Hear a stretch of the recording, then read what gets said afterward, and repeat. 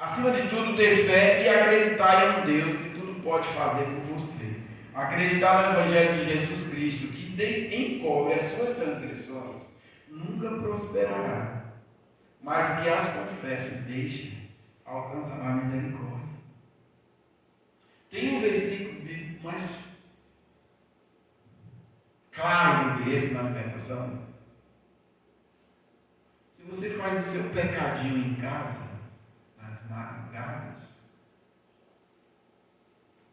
ou em outros momentos, você não fala para ninguém, não fala para o seu líder, para o seu pastor, esse pecadinho vai virar um pecadão. E ele vai transbordar em você. Se você guardar ele, se ele ficar em oculto. Eu atendi um presbítero em uma dessas igrejas. Foi o primeiro a preencher a ficha e me entregar para o pastor. Só que o pastor já havia falado, eu falei para o pastor, o presbítero entregou a ficha rapidinho, preencheu rápido e entregou. Pois é, ele tem um monte de problema. Só que na ficha, quando você pega uma ficha com um pouquinho de experiência que a gente tem, que muitas coisas que não são respondidas, você já sabe que a pessoa está mentindo. E o principal problema que ele tinha, ele mentiu. E no aconselhamento, no atendimento, ele não falou nada. E o pastor depois me falou. Uma situação que ele tinha com a esposa. Então, estava prestes a separar. Prestes a separar. A esposa, eles namoravam, tinham um ato sexual e ele usava o dedo dele na boca dele. E aquilo ali era morte para a esposa. Era morte. E a esposa levou os pastores. E depois o pastor descobriu que ele era homossexual. Olha só, gente, a coisa. E isso ficou guardado. Um problema desse cara levou para o casamento. Deu no que deu, né? Separação. Assim é o ser humano. Não adianta tentar tratar uma vida se não formos buscar as causas dos problemas. Se não buscarmos como foi preparado o crescimento de uma pessoa e que semente foi plantada nesse solo. É como se o solo e como esse solo foi preparado. Não conseguimos ajudar a mudar o quadro. Como é que você vivia? Como foi sua infância? Como é que seu pai tratava você? Como é que sua mãe tratava você? Seus avós? Seus tios? Seus irmãos? Nós temos que buscar, irmão. Falta de perdão, a raiz da amargura. Um dos fatores da depressão, e talvez o mais importante. Quando você não perdoa, você pode estar recebendo seu atestado de depressão, pode te levar ao fundo do poço. É doença certa. O perdão cura, o perdão liberta. Mateus 6, 14, 15. Irmão, você vai ver o versículo daqui a pouco, vocês conhecem, talvez vocês passaram despercebido. Mas se você não perdoar o teu irmão, Deus está no céu, não vai perdoar você. Não vai perdoar você. Não adianta você botar o joelhinho no chão, orar a Deus e pedir para Ele. Nada vai chegar a você. Porque você tem pessoas que você precisa perdoar, liberar perdão, e você não está fazendo isso. E a palavra do Senhor não é mentirosa. Aquele que não perdoa não será perdoado pelo Senhor que está no céu. Educação financeira. O dinheiro muitas das vezes pode te levar ao desespero. a ficar doente. Quando você ganha o suficiente para viver mais, não está satisfeito e ainda vai ver saída maior que a entrada, podemos afirmar que pode ser má educação financeira ou perseguição de espírito maligno. Aqui o dinheiro está mandando em você. Irmão, eu preciso falar para vocês, e eu testemunho isso todas as vezes. Quando você tem 2 ou 3 cartões, e que você sabe que você não ganha o suficiente para pagar esses cartões, você precisa buscar ajuda. Eu já tive nessa situação. Eu sou vendedor. Eu ganho o que eu recebo o que eu vendo. Se eu gasto aqui, eu não vou pensando que amanhã eu vou vender um valor bom e eu não vendo, o que vai acontecer? Eu vou ter condições de pagar os cartões. E eu já entrei nessa. Isso tem que ser educado. Só poder gastar depois que tem o dinheiro no bolso. Então nós precisamos de reeducação. Porque se isso não acontecer, algo está acontecendo no mundo espiritual. O mamon que é o espírito maligno que persegue, que manda o dinheiro, ele pode estar influenciando sim a sua vida financeira. Eu sou contra o pastor chegar, se você não dá conta de estar com um cartão no bolso, quebre! Não pode. Você está provando que quem manda no dinheiro é um mamon na sua vida. Você tem que realmente dizer assim, não vou usar, não tenho dinheiro, só vou usar quando eu tiver dinheiro para pagar. Quando eu receber bem, aí sim eu vou usar. É educação. O que foi preparado para você na área financeira como ganhar dinheiro? O que foi preparado? Como é que você via seu pai ganhar dinheiro? Tua mãe? Ou com quem você morava? Teus irmãos? Teus tios? Teus avós? Como você ganhava dinheiro? Depósito de bebida, bar, restaurante, que vende bebidas alcoólicas, por exemplo? E hoje você é crente, você está lá tomando conta do depósito de bebida do seu pai, da sua mãe, ou dos seus avós, porque é da família, e você é crente, você está lá vendendo bebidas alcoólicas para destruir famílias. Você sabe quantas pessoas são destruídas tomando álcool? Sabe quantas pessoas, irmãos? Quantas famílias são destruídas?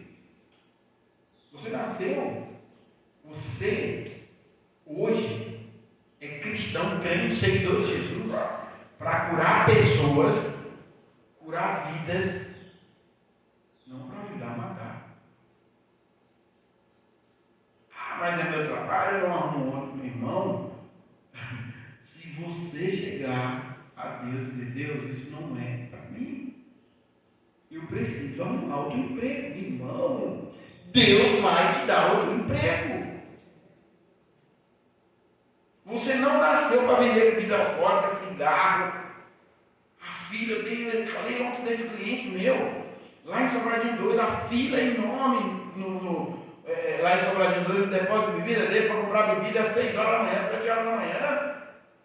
E ele disse que é uma perdição aquilo na vida dele. O cara que não é crente, ele sabe disso. E eu já falei aqui, o cara falou, foi 2 vezes, 3 vezes, um crente. Eu falei para ele, você não faça isso, irmão. Mas como é, Fernando? Eu vou perder o cliente, meu irmão, Deus vai te dar o dobro. Deus vai te dar o dobro, o cara vendendo. Bebida alcoólica está aí, faliu. Agora é funcionário. É funcionário. Quantas famílias você viu, teus avós, pais, tios, irmãos, e primos, sobrinhos, filhos, ajudar a destruir vendendo bebidas alcoólicas? Ou drogas? Menino de 11 anos aí, meu pai bebeu, me levou para beber, eu tinha 10 anos, me deu cachaça, me deu cigarro, vendia droga, fumava, usava, e hoje eu estou na mesma vida. Não é uma regra, irmão. Mas 90% pega o mesmo caminho. Dos pais. Minha mãe é costureira, ela ganha dinheiro pra caramba. Eu também vou ser costureira. E costureira não se forma, não Não tem trabalho de faculdade, não tem nada disso. Não tem trabalho nenhum. Sabe por quê? As pessoas não querem se sacrificar. Vocês estão tendo um pouquinho do que eu aprendi de graça, que eu não cobro nada. E eu costumo dizer que as igrejas deveriam estar cheias. Porque o que você pegar aqui de 1%, de tudo aqui, já é válido para a sua vida. Já é válido. Eu não estou falando nada que não seja da palavra do Senhor. Tudo aqui é da palavra do Senhor. Então, as pessoas não querem se sacrificar. Ontem acabou 9h30, 8 horas da manhã, tem que estar lá. Feriado. Todo estudo é válido.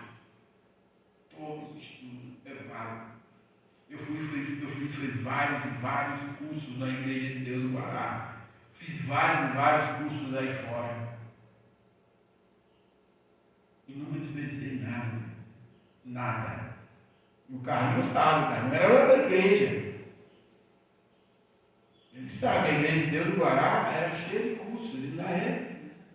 É uma igreja que é conhecida no Brasil inteiro. De cursos e mais cursos da família. E se você tem de graça um pequeno curso por aí afora, desse que faz. Uma mulher lá me falou, a irmã da igreja que eu fui, meu irmão, esse curso aí eu assisti, e não é muito completo como você fala aqui. R$2.000. R$2.000. Várias pessoas, a gente sabe que muita gente não tem uma desenvoltura para entender tudo isso. O que é isso? Se entendesse, valorizava. Quantas vezes você ouviu os pais dizer, você não presta, você não vale nada, não vai ser nada na vida, vai continuar sendo burro. Quando você tinha uma idade de adolescência, de criança de 7, 8, 9 anos, você não presta, lançando palavras, e essa pessoa cresce com isso na cabeça. Quantas vezes você ouviu teus pais dizer que você tem que ser o melhor e você ser incapaz de fazer nem 10% do que ele falava? Hoje você se sente derrotado. As pessoas, muitas das vezes, colocam uma meta. Se você tirar 10 na escola, você vai ganhar isso.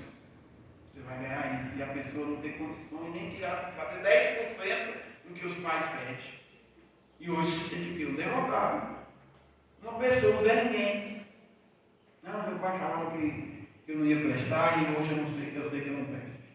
Meu pai falava que eu ia ser burra, e hoje eu sei que eu não presto e não consigo fazer nada. Não consigo fazer nada. Quantas vezes? 10 horas já é. Quantas vezes você se sentiu ou foi abandonada pelos teus pais? Ou humilhado por eles? Quantas vezes você ficou em casa esperando por ele e ele nunca chegou?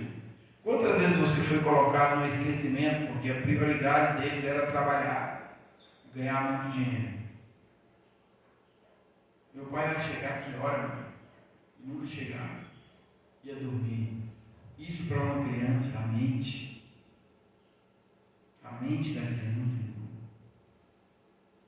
fica cheia de coisa. E você vai crescendo com aquilo. Meu pai, aí você tem um momento com alguém que pergunta, como é que seu pai na sua vida? Você começa a chorar. Porque você lembra das coisas que você não teve. Você olha para um menino hoje, o pai está brincando, o pai é presente. Mesmo distante, o pai é presente. Mas aqueles pais que é presente e está distante. Está dedicado, mas está distante do filho. Não liga, não fala, não conversa, não tem diálogo. Não ama, não abraça. Como é que esse filho vai crescer? Por que os filhos hoje estão largados? Porque você só vai atrás dele quando vê que o negócio explodiu, estourou. Meu filho estava com arma na escola. Não.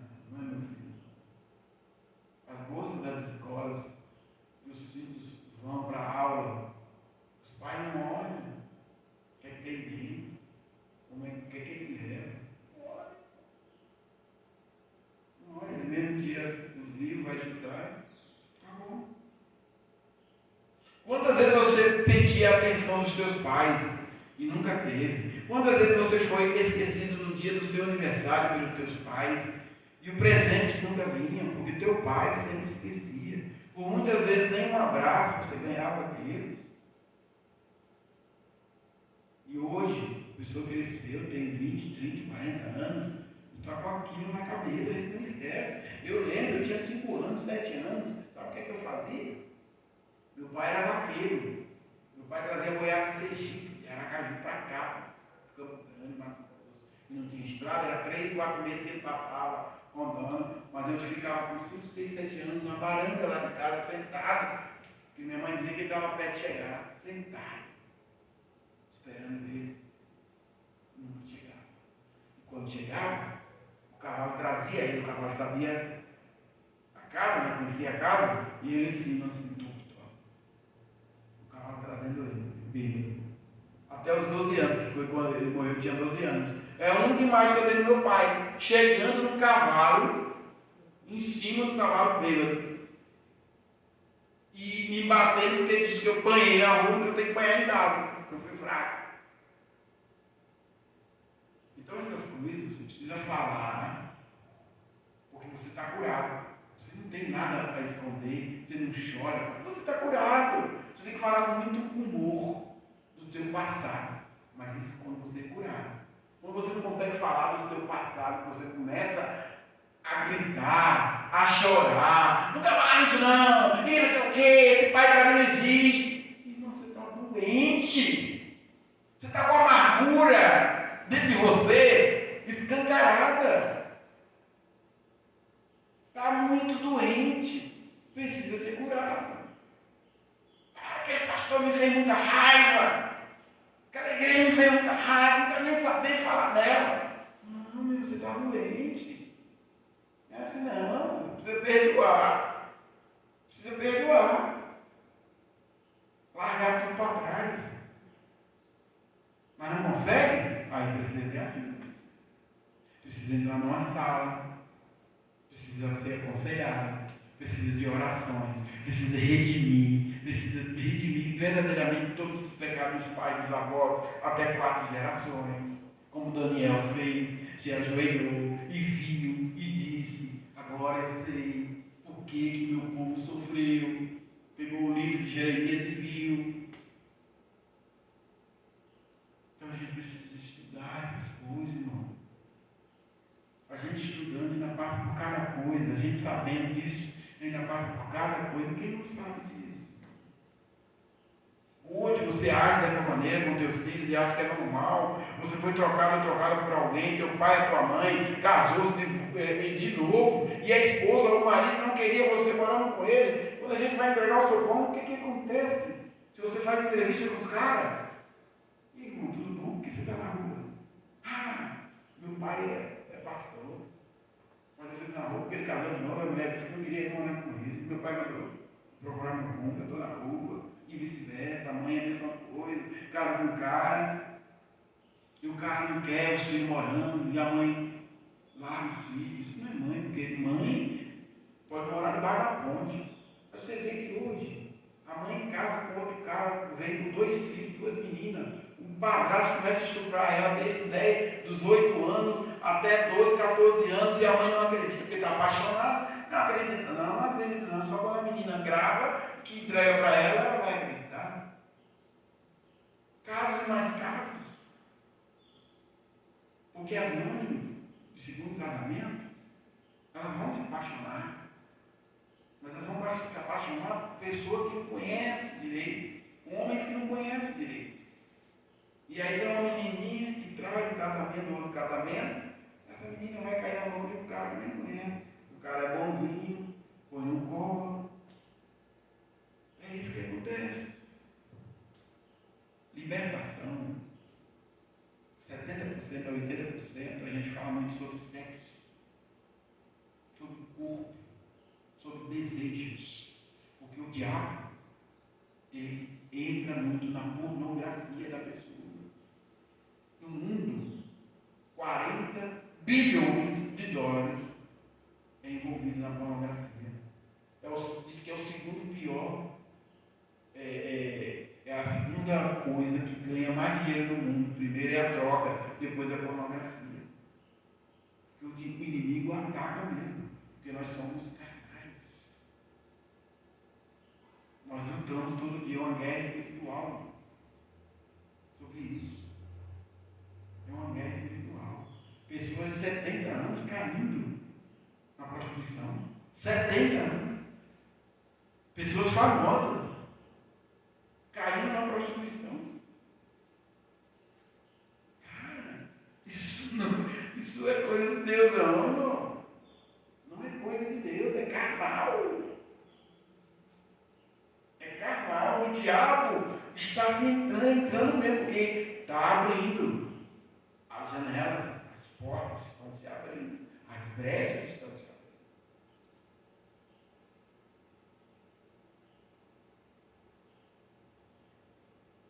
Você olha para trás e vê que a sua vida não é o que você gostaria que fosse. Mas hoje, ou em outros momentos, você está tendo a oportunidade de mudar isso.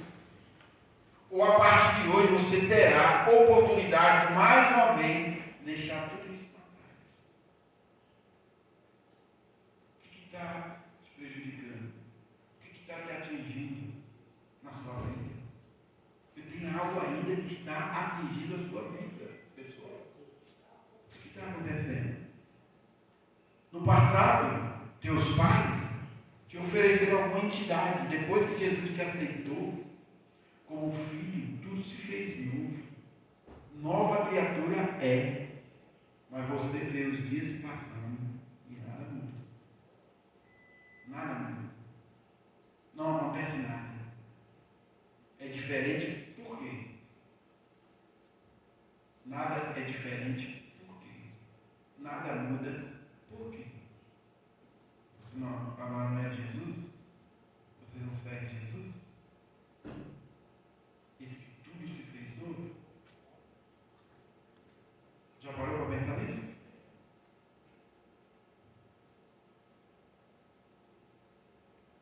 Porque não é automático. Não é automático. Temos que entender que Jesus veio para nos dar vida. E vida em abundância. Se nós não nos entregarmos a libertação por completo, continuaremos na mesma. Indo para a igreja, orando, dando dízimo, dando oferta, dando a palavra, voltando para casa, do mesmo jeito, todo domingo, porque nós só vamos para a igreja no domingo. Se não perdoarmos ou liberar perdão, não adianta, ficaremos na mesma. Não adianta. Aí é onde entra o perdão. Perdoar todo dia. Perdoar todo dia. Toda hora.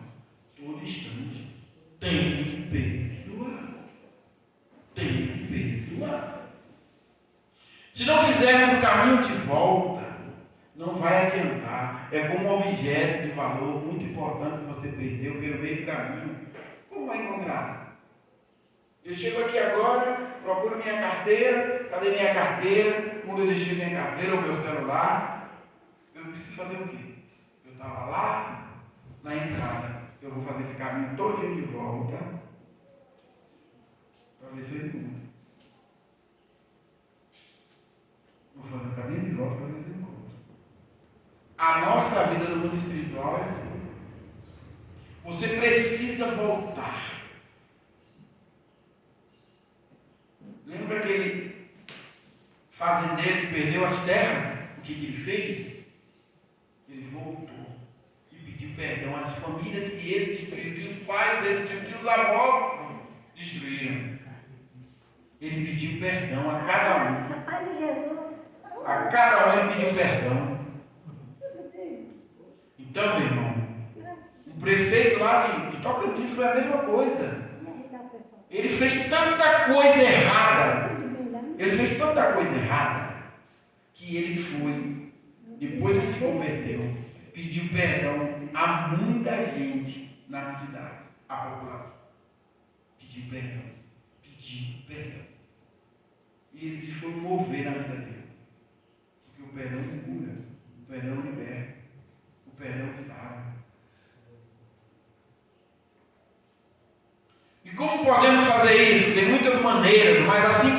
uma árvore que o solo estava sendo preparado para receber uma semente, assim é a nossa vida. Uma árvore foi preparada para receber a semente. Assim é a nossa vida. A vida começou no útero. Toda vida, todo ser humano que conhecemos, a vida dessa pessoa começou no útero de uma mulher. E a semente que foi colocada nesse útero, que semente foi? Da onde veio essa semente? Que DNA é esse? Que homem é esse? Onde foi encontrado esse homem, esse pai? Aonde foi encontrado? Quem é essa pessoa? Qual a semente que foi plantada nesse útero? Talvez o útero era bom, solo. Mas a semente que foi plantada lá, de que jeito foi? Da onde veio? Qual a descendência? Como foi plantada? Isso aqui é o principal. Como foi plantada essa semente nesse útero? É como a semente que nós